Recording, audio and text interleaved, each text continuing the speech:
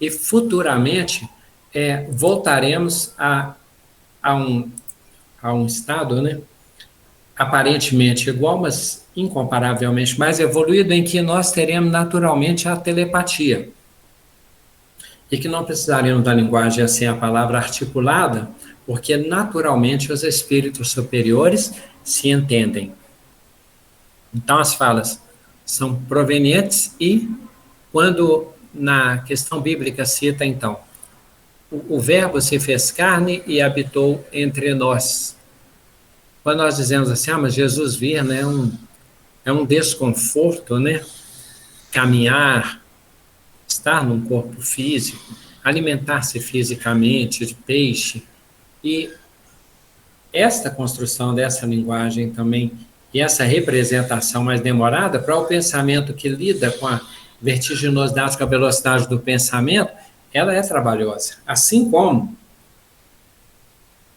no fenômeno da codificação, com as mesas girantes, era muito desafiadora a tarefa. Então, o que aconteceu? A Legião dos Espíritos de Verdade, naturalmente, comandava grupos de companheiros, colaboradores e espíritos responsáveis por fazerem o trabalho material de erguer, movimentar a mesa, de acordo com suas instruções e sua vontade.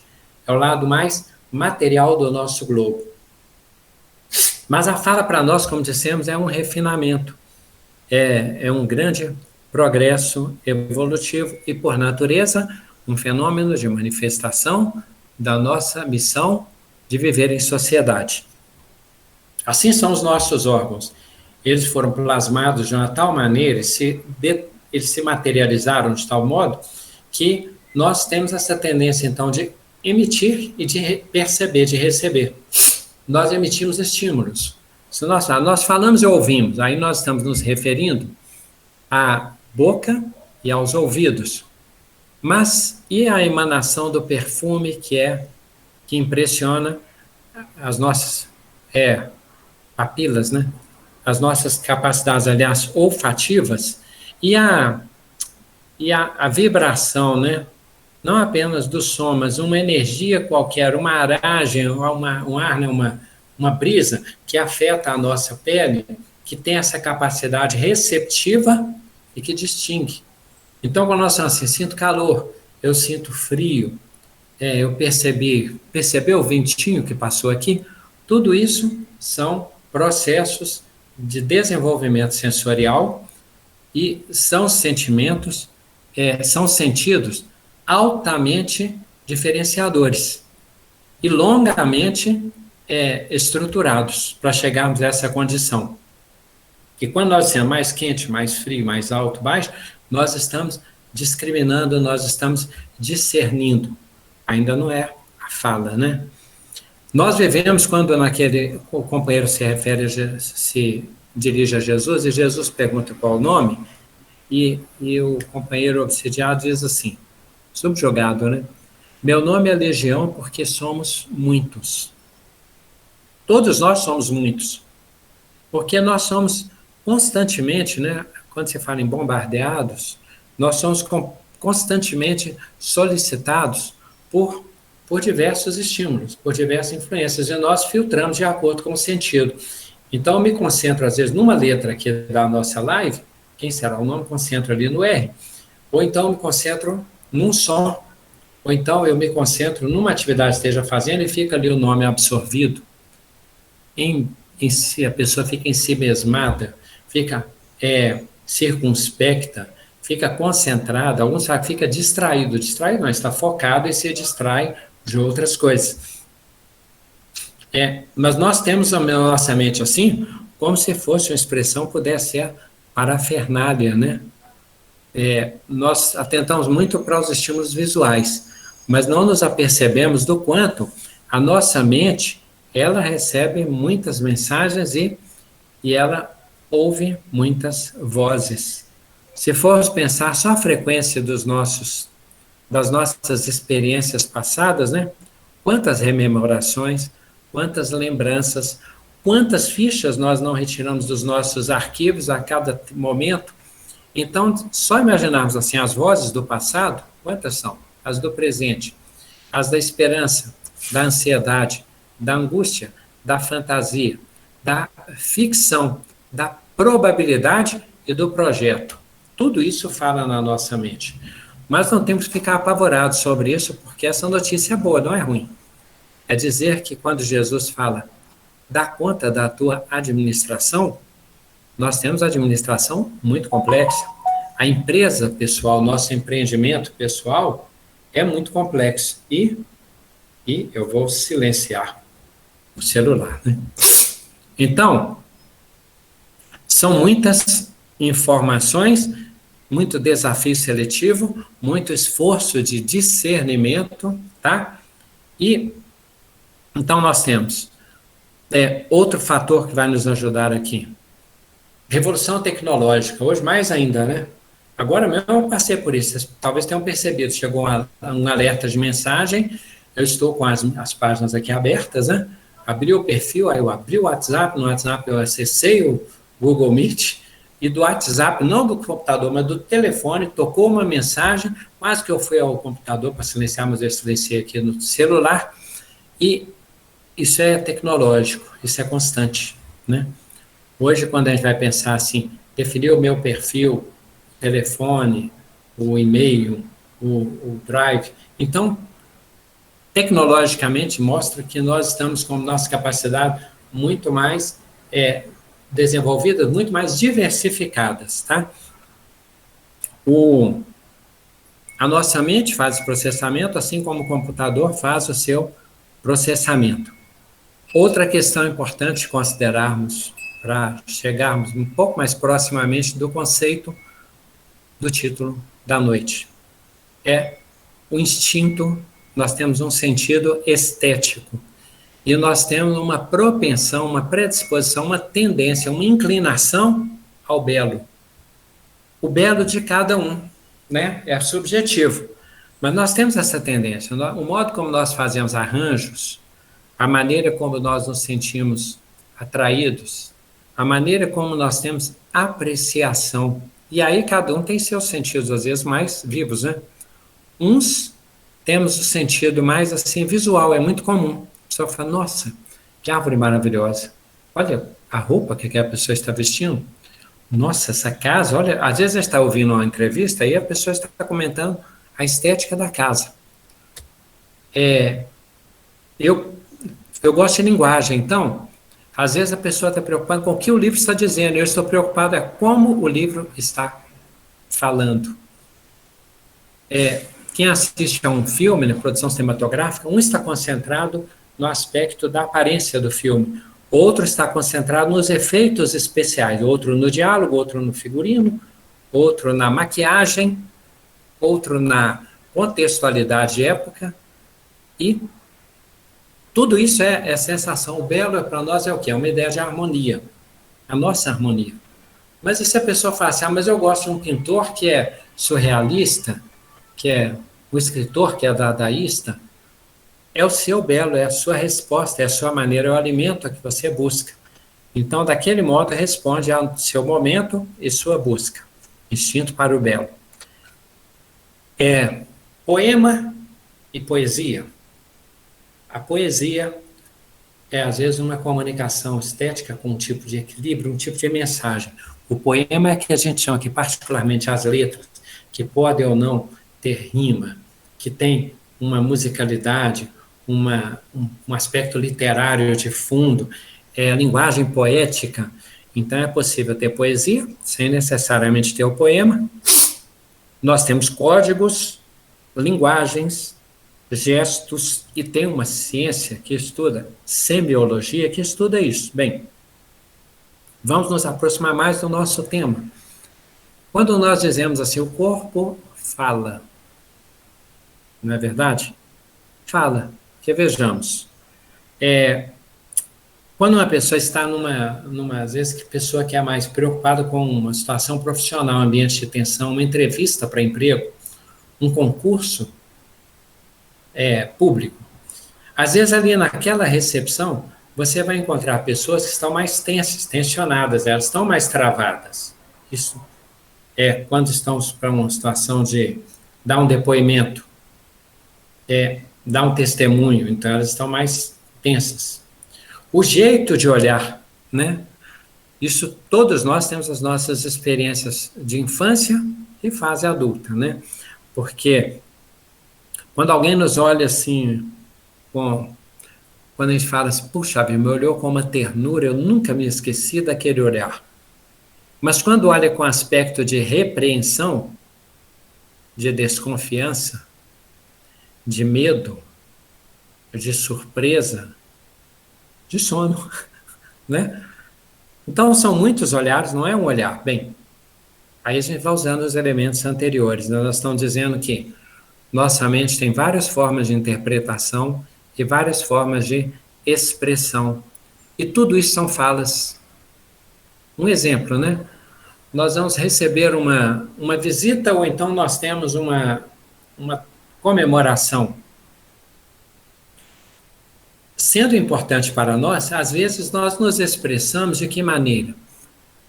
Nos preparando, ou nos arrumando, ou fazendo preparativo no ambiente. Alguém que recebe alguém fala assim, ó, tal pessoa virá aqui para almoçar conosco, para jantar. Receberemos uma visita.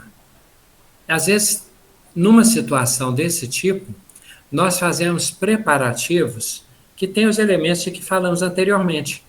Preparativos que envolvem o belo, o agradável, o convidativo, o poético, o literário, o, o delicado, o sensível, o gentil, porque é bem recebido. Numa outra situação, nós estamos tensos e vamos receber uma visita, mas é uma visita que, de certo modo, ela é preocupante, é tensa. Então, quando a pessoa chega, às vezes meio desconcertada, nós dizemos, não repara não, nem preparei nada, eu fiquei nervoso na hora, fiquei preocupado. Hoje a gente vai direto ao assunto e não considera essa preparação, essa preliminar em relação àquela visita, porque ali já se estabelece uma comunicação em relação ao que eu espero e a maneira como eu espero, a maneira como eu recebo, a maneira como eu acolho. Mas nós vamos ver tipos de fala, tá? Modos de falar, assim como tem modos de olhar e não falar. O silêncio, assim como o olhar, tem várias formas de... tem tipos de tons, de pesos, de suavidades, de levezas, de condenação, de obscuridade. De várias maneiras o silêncio também se expressa. Literariamente é comum nós lermos alguém escrevendo assim, né? Que um silêncio pesado, né? Tomava conta daquele lugar. E noutras vezes, os espíritos, eu não tenho certeza, né? Dos ouvintes, chegam a um lugar e falam, nossa senhora, esse lugar transmite uma paz, e olha, não tem fala. Pode até ter um alarido da natureza, um canto de pássaro, o ruído das folhagens, na expressão poética, o sibilar dos ventos, qualquer questão assim mais atrativa. Mas o modo como eu interpreto é estético, o modo como eu interpreto é valorativo, é o meu valor. Para um vai dizer assim, não, que lugar mais sem graça, mais vazio, eu acho que isso que aconteceu com João Marcos, quando viajava com Paulo. Para ele não havia ali, para ele era um vazio, era um enfado, um tédio. Mas, a espíritos mais sensíveis, aquele lugar é povoado, ele é preenchido, ele é carregado de falas. E às vezes o silêncio daquele lugar, né? A pessoa faz uma caminhada em um lugar deserto, né? Deserto, assim, de pessoa, ele acha que aquilo ali, a natureza fala com ele. Então ele percebe as montanhas, os relevos, a vegetação, a fauna, um pássaro distante, o tipo de céu, do sol, ou a chuva. Para ele, aquilo são várias falas. Uns até resumem como a voz de Deus. Então, silêncios também podem ser pesados, leves, expressivos, superficiais. Aquele silêncio assim de distração, dispersão, de falta de foco, de projeto e tal. Modos de falar. Bem, agora imagina esse nosso sentido, todas essas nossas faculdades, todos os nossos sentidos, as percepções, a variedade, o discernimento, os focos traduzidos em pensamento. Imagine a partitura, que nós alcançamos aquelas escalas, né? Agora imaginemos quais são as escalas do pensamento que nos são concedidas e quais as variações de linguagem, de tom, de estilo, de meneio, de musicalidade de fala. Com desenvolvimento de milhares de séculos, inclusive na faixa de evolução anímica, imaginemos qual é a expressão. Tem hora que as palavras são difíceis, mas é a primeira que ocorre, o amálgama, o consolidado, o conjunto, o repertório de recursos e de modos de dizer que nós temos. Só para exemplificar, primeiro, a brandura, a ternura, o cuidado. Isso é tão complexo que uma vez Francisco de Assis ele teve que repreender uns seguidores dele, porque, acho que contamos isso em outra situação, eles estavam numa casa temporária franciscana lá, e uns companheiros chegaram lá e foram assim, ameaçadores, tentaram tomar as coisas franciscanas e não tinha nada ali. Mas eles queriam pelo menos alimento. E os alemães os despediram. Francisco de Assis não estava, e quando chegou, ele ficou sabendo, olha, Francisco, nós pegamos e despedimos esse aqui, estava até rindo, né, tal, e Francisco ficou muito triste, porque ele falou assim, como que vocês conseguiram maltratar os nossos irmãos do caminho, né, os que vieram aqui enviados pelo Senhor? Ah, mas eles eram rudes, foi mais um motivo que o Senhor os enviou, porque eles buscaram ternura, brandura, eles buscaram compaixão, eles buscaram afetividade, acolhida. Aí Francisco pede que eles preparassem os melhores alimentos que tivessem, que eram poucos, e que fossem ao encontro dos companheiros e que preparassem uma ceia para eles e os servissem onde eles estivessem, que se desculpassem e que se comportassem como servos, para dizer que era uma honra tê-los como convidados. Por que Francisco de Assis insistiu tanto? Porque aquelas palavras de desprezo podem forjar a dureza, a descrença na humanidade, no pedido. Quem de nós, né? Eu lembro, tem situação que só na próxima vida. Uma vez, e lembro disso até hoje, chegou um caminhão de alimento e veio a notícia para mim no albergue assim, o SEASA entregava lá. Aí veio uma notícia, falou, ó, tem um pessoal, eu era diretor do albergue, tem um pessoal lá na frente que tá querendo, tipo, saquear o caminhão. Aí não podia. E, ao mesmo tempo, eu fui numa situação meio tensa, porque uns companheiros lá, às vezes, eram meio assim, meio complicados, né, meio envolvidos no tráfico e tal, mas não foi isso não, foi falha de vigilância terrível, que só na próxima vida. Aí eu cheguei lá e o pessoal pegou e os entregadores estavam tensos, e sempre isso me dói de lembrar, tá? Sei que eu quis mostrar para eles que não podia pegar, aí eu peguei e falei para eles, assim, não pode pegar isso não, porque isso é a prefeitura que compra, não, tu quer pegar as bananas, não, depois a gente resolve isso, não pode que isso é compra, a prefeitura, isso não é dado, não é doado, não pode chegar e pegar assim. Aí o rapaz, um deles, falou assim, tá vendo, por isso que a gente rouba, numa hora dessa é que a gente sabe por que a gente rouba e tal, nossa. Aí eu recebi aquelas entregas, fiquei arrasado por dentro, ele estava lá na esquina, peguei uma penca de banana e fui levar para ele, como pedido de desculpa para ver se ele aceitava, mas ele não aceitou. Não precisa não, irmão. Você não fica com a entrega para lá, que a prefeitura que compra e tal. Sempre que eu lembro disso e de outras coisas, de falta de sintonia, é doloroso. Por quê? Porque me faltou sintonia, ternura, compreensão, cristandade, qualquer coisa boa me salvava naquele momento. Então foi tudo de ruim. É difícil por quê? Porque aquilo só volta na nossa consciência, ele nem sabe que está sendo lembrado. Por isso a questão da vigilância, da primeira fala e da primeira hora. Porque nós vamos dormir com esses fantasmas, com essas torturas, com essa cama de prego. Eu quis o zelo administrativo, a correção administrativa. Eu tive um dogma. E era um caminhão de alimentos. Eu podia falar, mas alguém podia sair pegando, depois ficar subindo na rua e parecer que era desvio. Não tem cabimento. Foi falha pessoal, invigilância moral. Cheio delas. Eu lembro tantas que aqui não é o nosso tema, mas isso fica falando conosco. Então, quando nós achamos que assombrações nos atormentam, é verdade. Por quê? Os nossos fantasmas nos perseguem. Aqueles venenos que nós mesmos destilamos dentro de nós, que a prevenção evita e que a retratação aqui alivia. Como diz no Novo Testamento, confessai-vos uns aos outros. Acho que foi Tiago que escreveu isso. Confessamos-nos, prossigamos. Então, são essas falas. Bem, a fala pode ser então branda, pode ser firme, pode ter mais ou menos clareza, mais ou menos profundidade, mais ou menos brilho. As nossas falas, no exercício da nossa evolução terráquea, podem ser verdadeiras, meio verdadeiras, não verdadeiras.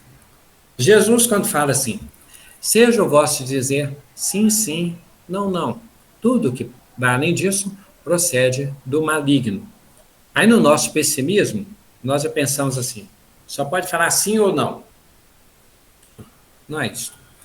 Procede do maligno. Então, o demônio é muito pessimismo, é muita carga. Vamos pensar no seguinte aspecto. Jesus está dizendo assim, quando for o sim, nós devemos falar o sim.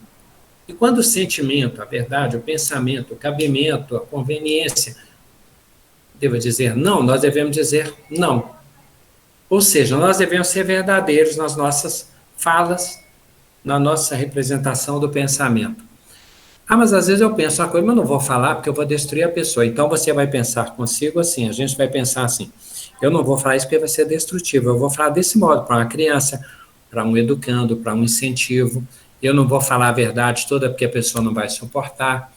Emmanuel fala que a franqueza absoluta é uma verdade impiedosa, que dar um conselho com a reprimenda é um pão doce envenenado. Então, nós temos que ter modulações, sim. Usar sabedoria para falar. Colocarmos no lugar do outro que recebe, na medida que ele dá conta, no cabimento da circunstância, em que eu errei várias vezes, tá? E erro. Quando Jesus, então, fala, procede do maligno, ele está dizendo que procede, às vezes, daquela armação, da urdidura. Isso é mais suspeito quando tem interesse inferior. Quando é ardiloso, quando é negativo, quando é destrutivo, quando é interesseiro.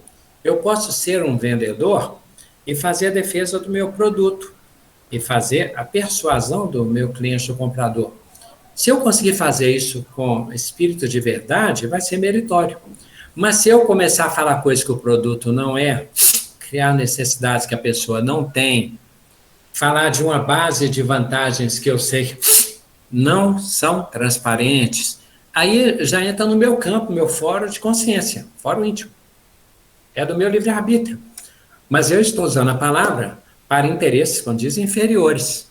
Isso, por exemplo, já pode ser uma inspiração ruim. Jesus fala, a mesma fonte não jorra água boa e água ruim. Pelo fruto se conhece a árvore. Então, analogias não são perfeitas, elas falam sobre um aspecto do que se quer falar.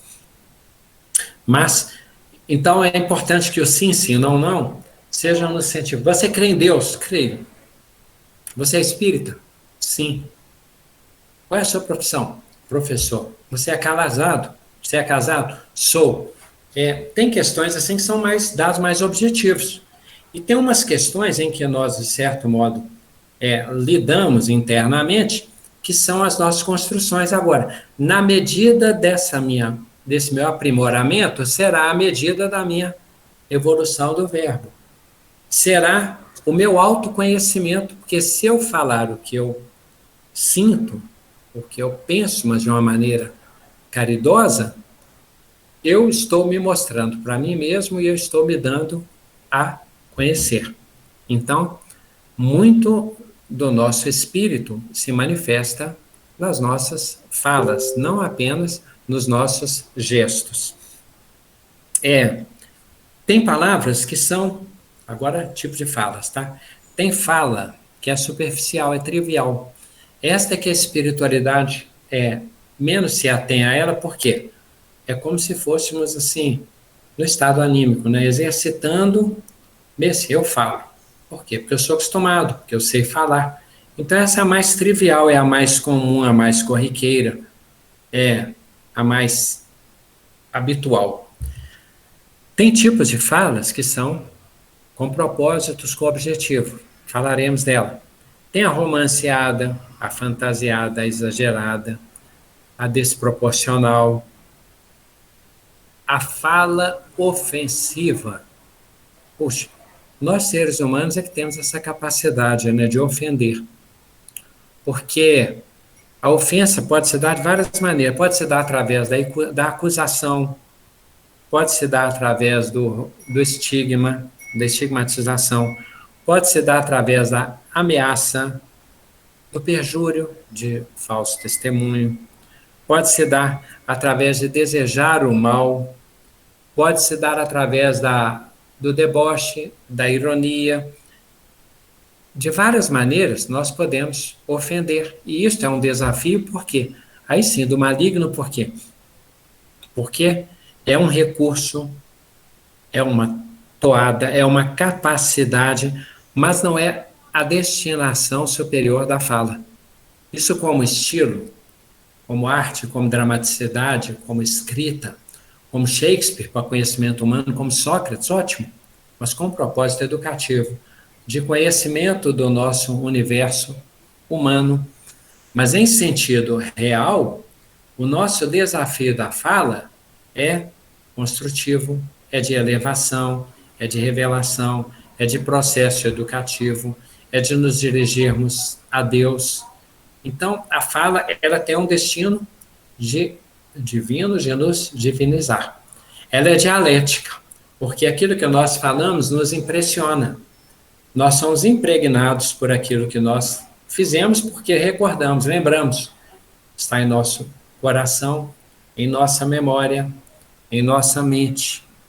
E às vezes se torna condicionamento e às vezes se torna automatismo. É quando nós nos tornamos dominados pelos nossos hábitos repetidos. Então, se nós nos defendemos o tempo todo, se nós mentimos o tempo todo, a nossa mente vai assumindo aquele padrão. E a nossa aura também vai se estabelecendo aquele padrão, tomando aquela característica que a espiritualidade percebe, detecta, diagnostica. A fala pode ser, então, ter formas de violência, ela pode educar, ela pode pedir, ela pode informar e ela pode alimentar. Aí chegamos um pouco mais próximo da questão de Jesus. Porque a maneira como os discípulos recebiam a fala de Jesus era como se recebessem um alimento. Vamos lembrar alguns aspectos do que a espiritualidade diz assim. E abrindo a boca, disse. Essa narrativa, ela parece simples, né? Mas isso é de uma profundidade, como se eles ficassem perto de Jesus, esperando assim. Uns esperavam um prodígio, uma questão fenomênica, uma revelação, né? Mas os discípulos, de certo modo, eles esperavam que Jesus falasse alguma coisa. E a espera era tanta, parecia tão demorada aquela palavra que vinha de Jesus, que a narrativa foi essa, olha, e abrindo a boca, disse. É até estranho, porque se nós formos pensar em termos muito terráqueos, nós diríamos assim, ele vai falar com a boca fechada? Puxa, mas o companheiro quis enfatizar a importância das coisas que Jesus falava. Quando Jesus anuncia no Sermão do Monte, e consta lá assim, e muitos já não andavam com ele. Muitos já não andavam com ele. Na hora que esses estavam saindo, uns diziam assim, né? Duro é esse discurso. Parece que Jesus não deixou pedra, sobre das ilusões das pessoas que o ouviam. Então, alguns diziam assim, muitos, né? Duro é esse discurso. Quem o pode ouvir? Tipo assim, eu não dou conta. Eu conheço gente que fala assim, não, eu acho até bonito o espiritismo, mas eu não me torno espírita porque eu não vou dar conta, eu não consigo. Tem que abrir mão de muita coisa, tem que fazer muita coisa, e já acham assim, tem que fazer caridade, não falar mal de ninguém, dar bem com todo mundo, perdoar, eu não dou conta. Não é tudo, é processo, né? E com essas pessoas a gente fala assim, olha, nós espíritas somos os mais falhos, às vezes, porque precisamos de um remédio mais forte. Algumas pessoas com pouco, né, com um pouquinho de repetição de missa, de terço e tal, já aprendem um tanto de coisa. Nós precisamos das coisas mais explicadas, mais cientificadas, mais convincentes. Mas ainda assim, então algumas pessoas dizem assim, eu não dou conta. Mas quando responderam, duro é esse discurso, quem o pode ouvir? E muitos já não andavam com ele na debandada, Jesus pergunta aos discípulos, e vocês não vão estar em todo mundo? Vocês vão aproveitar e vão embora? É a chance, né? E Pedro, em nome do grupo, fala, a quem iríamos nós, se somente o Senhor tem palavras de vida eterna? Olha agora um contraste. Quando dissemos aqui que geralmente as nossas falas são jogos de palavras superficiais, trivialidades, e quando se trata de Jesus, né? E Jesus enfatiza, em verdade, eu vos digo, ele precisava repetir? Diferença. Quando Moisés não pôde entrar na terra prometida, por que ele não pôde entrar, né? O povo hebreu não pôde entrar porque ficou apavorado quando viu uma terra, julgou que fosse a terra prometida, e os batedores avisaram, olha, notícia boa e ruim. A boa é que a terra é atrativa, cheia de alimento, cheia de água. Ruim é que os guardiães daquela terra são grandes, fortes, ninguém consegue tomar aquela terra deles, ou seja, eu não sou louco de tentar. Aí a suposta voz de Deus fala, como não tiveram fé, eles não vão entrar na terra prometida. Moisés entraria. Mas quando ele repete um fenômeno que já tinha acontecido de bater o cajado e sair água das pedras, ele mostra que ainda tem aquele poder, e ele bate. Não sabe se bateu direito e bate novamente. Aí a voz de Deus fala com ele, por que você bateu 2 vezes? Você duvidou, você não tem fé? Por causa disso, você também não vai entrar fisicamente na terra prometida. Quando ele faleceu, desencarnou, entrou em espírito. Ele vislumbrou, viu, fisicamente não tinha como entrar, apareceu o pequeno príncipe, né? Eu para onde eu vou, eu não posso levar este corpo é muito pesado. O pequeno príncipe parece Moisés falando, né? Esse corpo é muito pesado para entrar nessa terra prometida. Terra da promissão, o plano superior, o reino da virtude, o reino dos céus em nós. Então Moisés bate 2 vezes. Foi falta de fé? Então Jesus, quando ele fala assim, em verdade, eu vos digo, é porque Jesus não acredita que é verdade? Não, para nos chamar. Por isso é que para chamativo mais profundo de Pedro, ele precisou de 3 vezes. Pedro, tu me amas? Pedro, tu me amas? Pedro, tu me amas? 3 vezes para chamar o Pedro profundo. O Pedro astral e o Pedro mais profundamente mental. Cefas, a rocha, a pedra que Jesus avisou que ele era e que ele mesmo não sabia ser. Até então.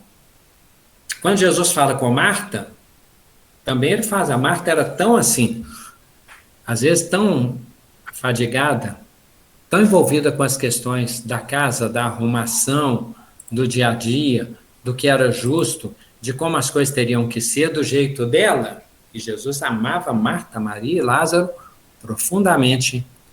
Parece ser a casa preferida de sua hospedagem adulta. Então, Ele fala assim, quando, o Senhor não te incomoda que Maria esteja aí sentada? Jesus fala com ele assim, com ela, Marta, Marta, 2 vezes, Marta, Marta. Porque o primeiro Marta ela já ouvia direto, mas o segundo era um chamado mais profundo. Para perceber, vai uma coisa muito profunda. Você está muito sintonizado na periferia, na superfície das coisas, na manifestação social das coisas. Às vezes nós entramos tanto assim num delírio, num histeria de crítica social, que nós esquecemos que aquilo é um aspecto de análise do corpo físico aparente da sociedade. Mais profundamente tem um kármico, mas tudo bem. Aí Jesus fala, Marta, Marta, não te perturbas e preocupas com muitas coisas. Você está cansada, você está exaurida, você está estressada, eu diria hoje, né? Relaxa um pouco, tal. Maria escolheu a melhor parte, não será tirada. Por quê? Maria estava no nível de profundidade e Marta no nível periférico de manifestação. Então Jesus carinhosamente, mas firmemente, fala com o ser profundo de Marta. Às vezes ela ficava mais invigilante. Era o jeito de Marta, extremamente franco. É assim que Jesus fala com Natanael também, extremamente franco. Eis aí um verdadeiro israelita no qual não há dolo. Mas você é um grande profeta. Só porque eu falei isso, você acha que eu sou um grande profeta? Você verá coisas muito maiores do que essas. E Jesus está falando que vai ver coisas grandes, templos? Não. Você vai presenciar manifestações muito maiores, muito mais profundas, muito mais espiritualizadas do que essa. Bem, as falas, então, e elas têm esses poderes. Vamos imaginar que fosse assim um condão, né? Vós sois Deus, sermos imagem e semelhança do Criador, mas se demora tanto, não, nós já podemos exercer alguns poderes, alguns ministérios. Nós podemos, através da fala, nós podemos educar, podemos converter, podemos acerenar. Pedro, apacenta as minhas ovelhas. Dai-lhes voz de comer. Que tendes? 5 pães, 2 peixes, mas é pouco, são milhares. 5 pães de bons conselhos não alimentam milhares de pessoas, e do que sobra eles ainda não lembram depois e colhem as cestas. Assim como nós podemos perturbar, endurecer, nós podemos consolar, esclarecer, instruir, incentivar. Algumas das faculdades que nós já podemos exercer. Então, quando o Verbo se fez carne e habitou entre nós, o nosso Verbo pode fazer carne. Jesus, quando nos ensina assim, pedi e obtereis, batei e abre-se-vos-á. Porque a quem pede recebe, e quem bate, e a quem bate será aberto. Mas aí nós falamos assim, mas eu peço tanta coisa que não acontece. Jesus fala de novo, pedis muito e pedis mal. Quando Jesus diz para nós assim, esse povo me honra com os lábios, mas o seu coração está longe de mim. Por quê? O coração, de novo, é a memória. Às vezes nós estamos ali num momento de supostamente de prece, de culto, de caridade, sintonia, mas nós não estamos nem aproveitando, nem saboreando, nem nos beneficiando daquele benefício que é oferecido ou que nós proporcionamos. Então, nós podemos falar questões igual aqui agora, mas eu posso estar concentrado, e é comum isso acontecer, no culto, né? Às vezes está lá no culto no lar e eu estou pensando naquele futebol que joguei de manhã, não no aspecto da atividade superior, mas no aspecto personalista, do que eu tenho que fazer depois do culto, quantas horas são, isso é da mente. O Oriente tem várias imagens, sem querer nos ofender, já dissemos isso uma vez, eles se referem a uma das metáforas, eles falam que é como se o nosso pensamento fosse um macaco louco, fica mudando de galho. Isso é real. Fica mudando de concentração. Nosso desafio, trazer de novo a concentração, a sintonia, o foco, a inteireza do nosso sentido. Quando Jesus veio até nós, lembra que dissemos que quando recebemos uma visita, nós fazemos às vezes preparativos, arrumação, né? Quando o Verbo veio até nós, houve preparativo, houve uma festa no plano espiritual que se traduziu no plano físico. Então hoje é a parafernália, lembra? A questão tecnológica, as poluições, muito assim. Na época, qual foi o ambiente preparado? Bem, o anunciador, o chefe de cerimônia, foi algum preposto romano? Não. Foi o mestre da sinagoga? Não. Foi o escolhido do sinédrio? Também não. Foi o ministro, o chefe dos fariseus? Também não. Foi o prefeito da cidade? Não. Foi João Batista. João Batista, que se isolava do mundo, se alimentava de mel silvestre, gafanhoto, aqueles jeitos rústicos, aquele tipo de veste, de cajado e tal, e que ficava lâmpada que arde o tempo todo no deserto. E Jesus diz, não há um, né, nascido de mulher maior do que João Batista, embora o menor do reino dos céus seja maior do que João Batista. Mas Jesus então se valeu de um espírito, uma lâmpada ardente, um espírito completamente focado, um profeta intenso, poderoso, de palavras extremamente magnetizadas, profundamente verdadeiro, destemido com Herodes, admirado pelo seu magnetismo, pelo seu carisma de verdade, que falava duramente com as pessoas, né? Com Herodes na condenação, na relação ilícita com Herodíades, e com o povo que vinha se converter, e ele falava, hipócritas, quem vos ensinou a fugir da fúria que há de vir? E até assim as pessoas não resistiam a seguir João Batista, que tinha discípulos. Então, preparativo, a cerimônia foi João Batista. E qual foi o salão de festas da chegada de Jesus? A viagem já foi daquele jeito, com o jumento lá, possivelmente um jumentinho, Maria, José, no meio do caminho, o anúncio preparativo do parto, não tinha hospedaria, a gruta. Quem eram os convidados? Os pastores, os animais, as testemunhas, as estrelas. Estou usando recursos literários dos narradores, tá? Cristãos, espíritas. E quem foram as visitas especialíssimas? Os reis magos. Mas aí os pastores contrastou, Jesus fala assim, muitos dos últimos serão os primeiros, muitos dos primeiros serão os últimos. Não são todos os primeiros que são os últimos, nem todos os últimos são os primeiros, não. Porque se os primeiros forem bons, eles serão os primeiros. E se os últimos formos revoltosos, nós seremos os últimos. Então não tem essa garantia. Jesus não está prometendo que quanto pior, melhor, não, porque isso não é fato. Se eu não aproveitar a minha experiência, o mal sofrer, claro, não tem comparativo com o bem sofrer. Cada um de nós evolui a seu modo. Os reis magos, muito meritórios, porque na condição de conhecimento, eles foram a montarias e foram prestar culto, fazer uma viagem para prestar culto ao verdadeiro rei, ao Salvador do mundo, o homenageado das conjunções estelares que eles sabiam interpretar. Com esse clima, então, as falas. Agora chegamos a Jesus. Voltemos àquela questão. E Jesus, abrindo a boca, disse, vamos ver algumas questões que Jesus fez em relação às falas, em relação ao verbo, e aqui ele nos destinou. Jesus, então, vamos lá. Debate. Com os doutores da lei, Jesus com 12 anos, debatendo com eles. Jesus debatendo.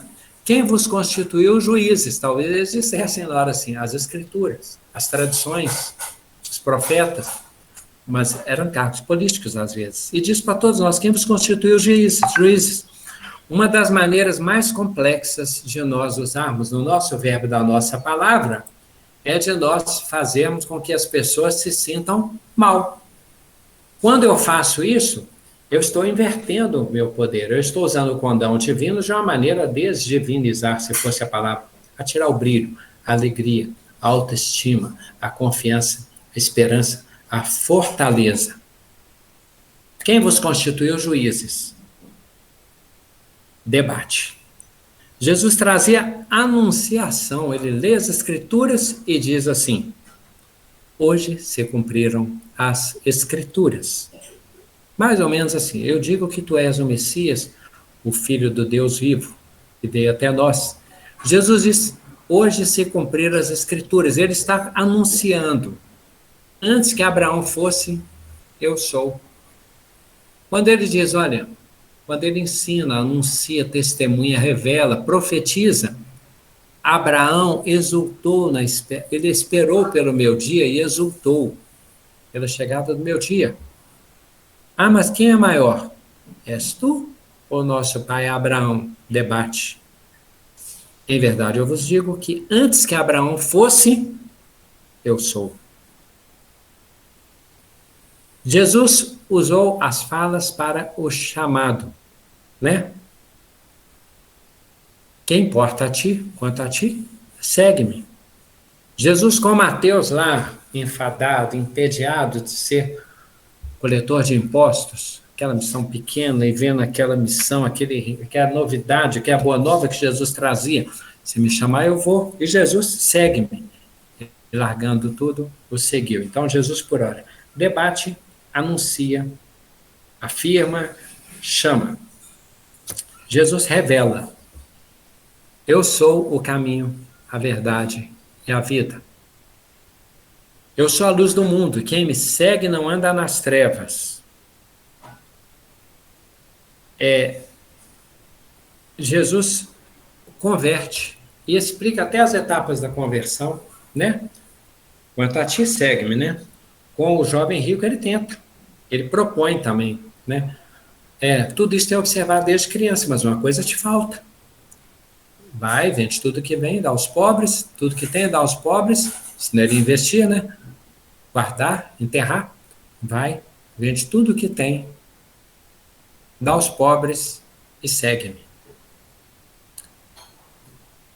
Ele não deu conta, porque tinha muitos bens, e Jesus ensina didaticamente com aquela situação concreta, né? Como é difícil um rico entrar no reino dos céus. Ele estava cheio de si. Mateus não. Mateus já estava esvaziado de si, já estava preparado, esvaziado, esperando o alimento do chamado. Segue-me. E largando tudo, o seguiu. Largando tudo. Mateus não está falando só da banquinha, do dinheiro. Ele largou emprego, ele largou casa, ele largou tudo e o seguiu. Foi uma revolução de Mateus, em Mateus, né? Jesus esclarece. Aí é uma das questões mais consoladoras para nós, quando nós ouvimos assim: os pássaros não plantam, não ceifam, e o Pai os alimenta. Os lírios do campo, eles não fiam nem tecem, nem tanto, nem Salomão, que vocês estão vendo aí, nem o César, né? Nem Salomão se trajou como um deles. Não vos preocupeis com o que é a vez de comer, de beber, de vestir, porque acaso o corpo não é mais do que a veste, né? Não é mais do que o alimento? Ajuntai para vós tesouros, onde os ladrões não roubam e as traças não corroem. Então Jesus esclarece, abre os nossos olhos. Hoje, na nossa parafernália tecnológica, eu diria: o cérebro é mais que o computador.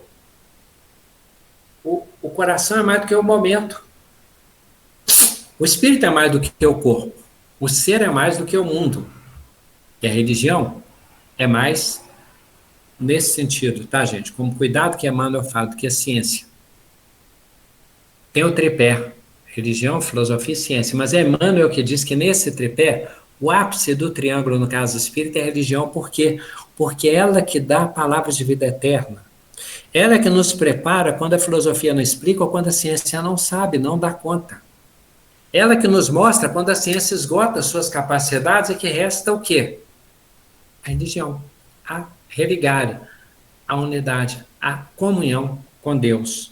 Então ela é o princípio e o fim, o alfa e o ômega. Ela é a essência do Espírito. Paulo não fala que as profecias se cumprirão, as ciências cessarão, as línguas calarão, mas ficará o amor. Não é isso? Então ele está dizendo, nós vamos chegar a um ponto em que o recolhimento, nós vamos perder a necessidade da palavra articulada, nós vamos perder a necessidade do tempo, nós vamos estar numa eternidade, nós vamos deixar de estar num corpo físico, com as mudanças da matéria.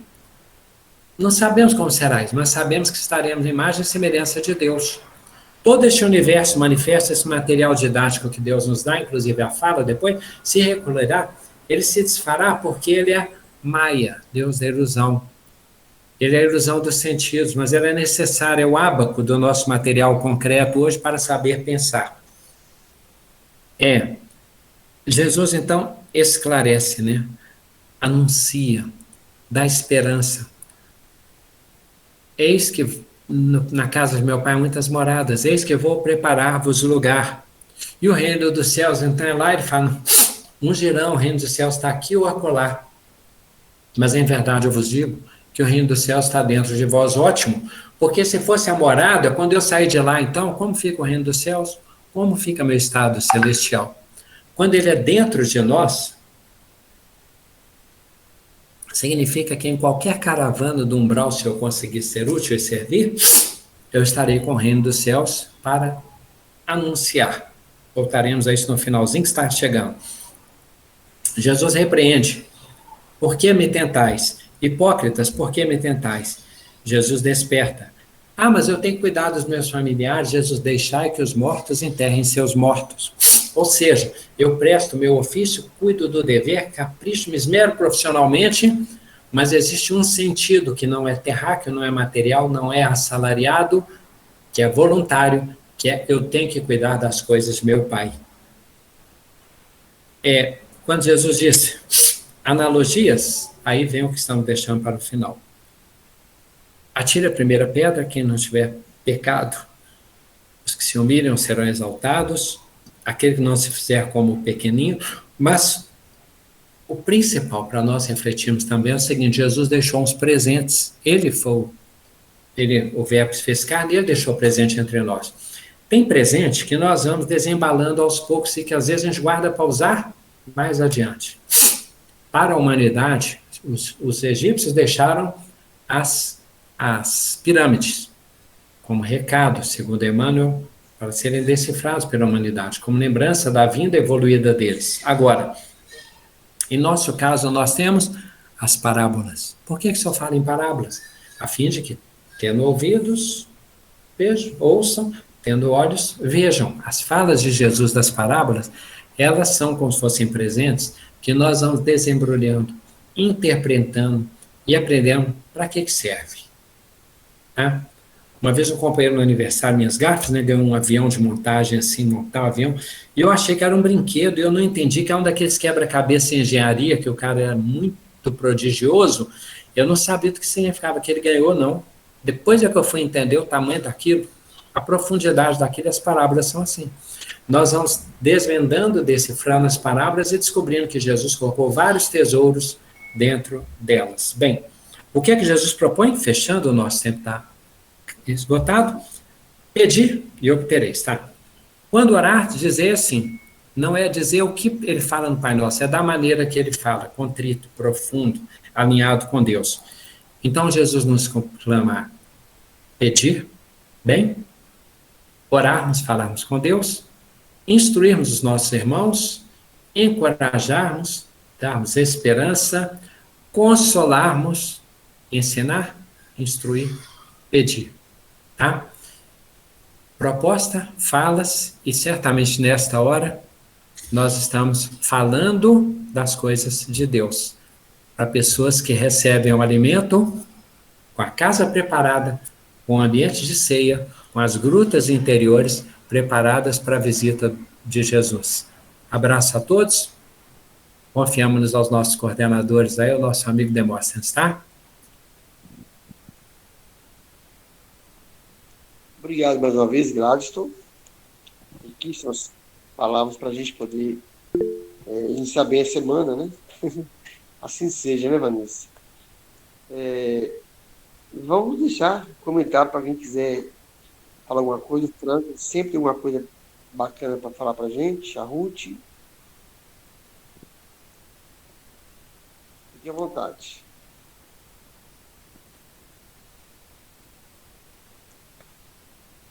Cadê o povo? Ô, Gladson, já que está reclamando de ouvir minha voz, vamos falar. Isso, Quando faz. você coloca aquela situação, o corpo fala, né, e você cita bem o olhar, né? A questão do olhar, que realmente é fantástico. Mas, assim, a gente olhando o corpo da pessoa, através de alguns gestos, algum movimento, posição das mãos, alguma até as expressões faciais, a gente vê que ele está falando e muito com a gente. Só que na maioria das vezes a gente não sabe observar isso, né? Não sabe ouvir. Sim. Jesus já interpretava até pela aproximação, pelo toque, e hoje em dia muito da medicina é mais holística, né? Hoje já existe uma coisa mais que a diagnóstica. Os médicos, muitas vezes, eles têm se desenvolvido na arte da anamnese, que é a interpretação de vários aspectos. Como vivo, como vive, o que faz, como sente, como se apresenta. Tem um acompanhante, às vezes alguns médicos observam como é a relação com o acompanhante, até para perceber questões relacionais que podem desencadear processos que requerem tratamento. Então, agora imaginemos Jesus, agora imaginemos os nossos mentores espirituais, o olhar, a síntese, a anamnese que eles têm sobre nós para nos tratar. Nós temos que andar atentos, né? Uhum. Sim. Muito obrigado, Frank.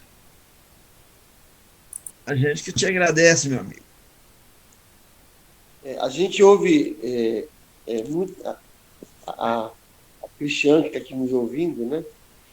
Ela sempre fala assim que Deus nos deu 2 ouvidos para ouvir e uma boca para falar, para que a gente fale menos besteira, para que a gente possa filtrar mais as falas, né? É verdade. Né?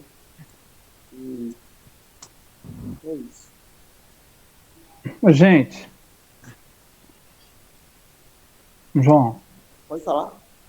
uma vez me falaram assim, é por isso que dessa vez você está na situação, Gladys, de cantar. Porque você já verbalizou muito e agora você tem que cantar. Estou escutando. Não é interessante? É minha profissão, né, Gladys?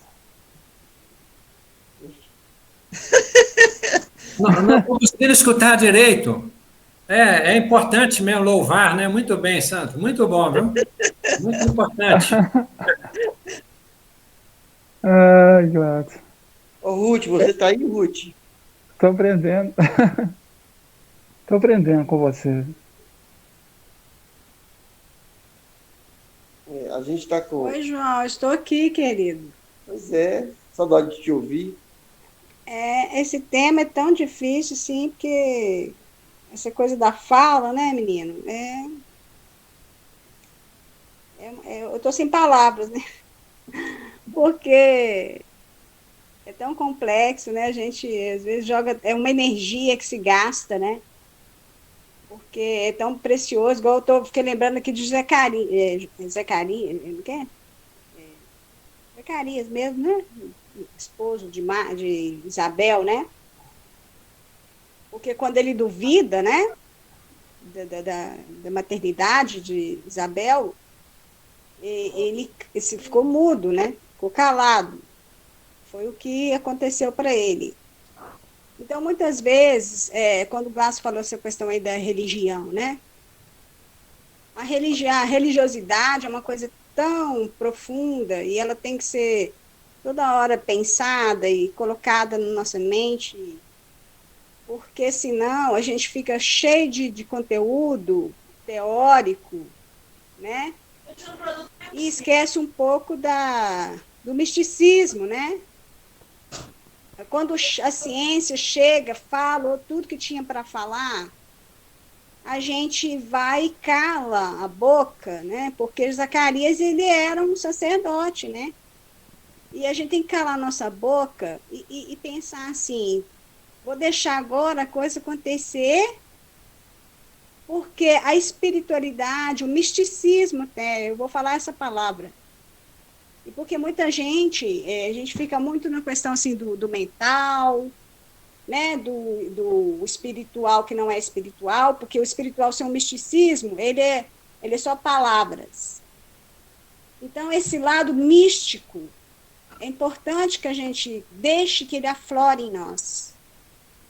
Porque na hora que a gente precisa dele, que a ciência esgota, a gente já fez de tudo, se a gente não deixar esse lado místico fazer a sua parte e falar dentro de nós, dizer o que ele precisa dizer, a gente vai ficar igual o Zacarias, cheio de conteúdo, cheio de aprendizado, cheio de palavras, mas essa palavra não vai fecundar, porque há um místico, né, aquele que fala assim, deixa acontecer, né? Eu me entrego agora, igual Maria fez, né? Faça a sua vontade. Então, esse é o momento de calar. Então, quando nós falamos da religião aí, é muito nesse sentido. Não é essa religião formal, que eu tenho certeza que foi isso que ele falou. Porque a religião também é uma coisa que, às vezes, nos ensurdece. Ela fala tanto que ela não deixa esse misticismo nascer em nós e ela enche a gente de palavras. E não é essa religião que ele quis dizer, é a religiosidade, né? Esse lado profundo que sai de dentro de nós. Então, é isso aí. Viu, João? Mas a gente fica sem palavras, né, de ouvir assim, essas coisas que o Glaston fala. A gente nem fica até assim, meio calado aí, não é assim? É isso aí. Eu sou o papagaio, eu falo que a sustentação vibra, eu sou um joguete, multidão. Meu nome é Legião porque somos muitos, junto a vocês. Você é papagaio mesmo. Você é papagaio mesmo. Porque outro dia eu falei isso para você. Você é papagaio mesmo. Né? Outro dia eu falei isso para você, Gladys, você é um papagaio. Agora você está me imitando. Sou imitão. Parabéns. Gladson. Oi. Quem nos Posso falar um pouquinho? Excelente. Aqui, um pouco, eu entendi um pouco e um tanto mais que você quis dizer, muito profundo. Eu acho assim que as pessoas hoje, elas falam muito palavras bonitas dentro das questões religiosas, né? E a gente deixa de viver a essência, porque a gente precisa fazer a reforma íntima. E essa reforma íntima que faz a gente ser um homem novo, né? Melhorar a nossa intimidade, os nossos pensamentos. Porque eu sou uma pessoa e quando eu fico nervosa, eu falo muita besteira, né? Então, hoje, todas as reuniões que você está falando, está caindo muito sobre mim. Está sendo muito importante. Então, a questão da fala, hoje, é muito perigoso, porque usa a internet, usa essas coisas, até a questão religiosa, para falar muita coisa que não tem sentido, né? E a essência mesmo que a gente tem que se colocar, que é a prática de cada um no seu dia a dia, está sendo muito difícil, né? Porque hoje em dia as famílias estão mais divididas, as pessoas estão mais individualistas, né? Mais egoístas. Então, a gente tem que ficar como se fosse com essa palavra mais íntima dentro da gente, buscar Deus, né? Deus dentro da gente mesmo, para que a gente consiga mudar essa energia, entendeu? Nossos pensamentos conseguem mudar, porque está muito poluído, né? A gente acaba não praticando realmente essa essência que Jesus ensinou há tantos anos atrás, e que eu lembro, né, na época da mocidade, o pessoal todo aí, como era uma coisa mais pura, mais essência. Hoje, as pessoas estão muito a coisa de a vaidade, né, mostrar demais, e acaba não praticando, não manifestando a caridade, o amor, né, e tudo um pouquinho, mas eu acho que um dia a gente vai chegar lá, né? Seguramente, questão de tempo, mais ou menos tempo, claro. Seguramente. É isso aí. Então, bem, gente, vamos encerrar com a prece. E quem faria a prece para nós hoje? Parece?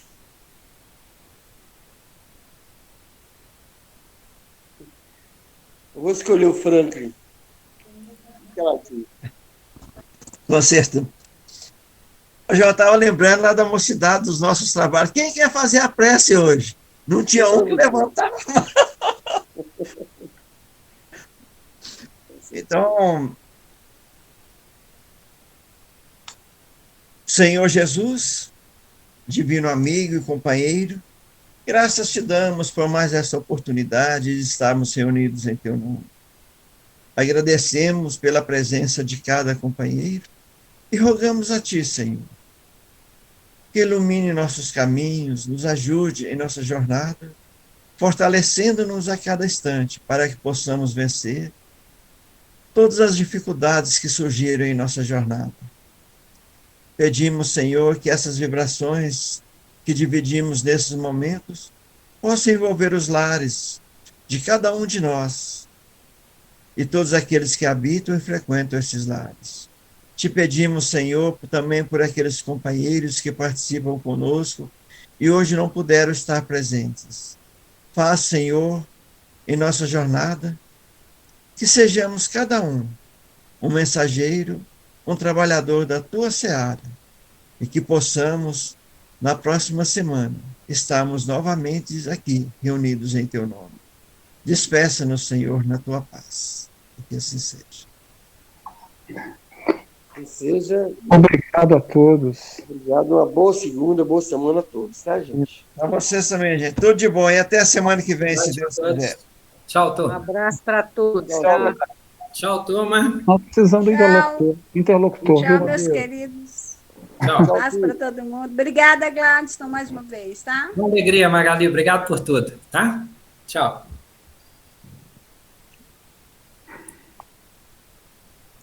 Esse é meu gatinho.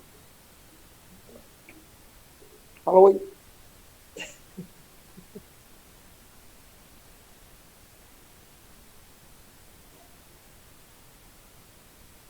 É Ruth, Oi. é meu gatinho. Ai, que lindo, João. Deixa eu ver, mostra aí. Fala oi pra titia. Ai, que lindeza. Eu não gosto muito de gato, não, sabia? Eu gosto dos animais, muito dos bom. gatos. Mas eu gosto dos animais. É, ela tem dois aqui, dois filhotinhos. O gato, eu acho que é porque eles não gostam muito da gente, né? Eles são meio arredios. É, ele gosta de casa, né? Ele gosta da casa. É. Mas esse aí seu parece que gosta, mas não gosta nada, eu tô falando, ele já saiu do copo. Ah, não, porque você mexeu no pacote, ele acha que é comida. Ah, dá um beijão na Cris, Beijo tá? pra Deixa eu todo aparecer mundo, aqui. viu, gente? Tchau. Tchau, Tchau, meu querido. filho. Tchau, tudo. Tchau. Tchauzinho. Ô, Cris, saudade de você, amiguinha. A Cris tá aí? gente. A Cris tá aí? Tá. Deixa eu mostrar assim. Ô, Cris, só tem a Ruth agora. Deixa eu mostrar. Cadê você, irmã? Ei, Tuti. Tô aqui, ó. Ei. Tudo bem? Saudade. Alegria de te você. ver, amiga, irmã. Hã? Estamos aqui no Aleluia. sítio vazio. Não, vou rezar para você. Esse processo aí é meio difícil. Nó. Muito. É. Mas tem que pensar no resultado. Isso É? mesmo. Ó, agora eu vou ter ir mais no sítio, tá? É, mano. Tá bem mesmo. Tá muito bom. Porque Tá agora delícia. vai ter as lagartixas. Tem não, vai acabar a lagartixa. A casa de forro tem lagartixa. Tem, mas não vai E ter mais. agora não vai ter mais. Não. Pode vir. Olha os filhos do João aqui. Esse é o filho do João. Tchau, tudo. Peraí. Beijo, viu?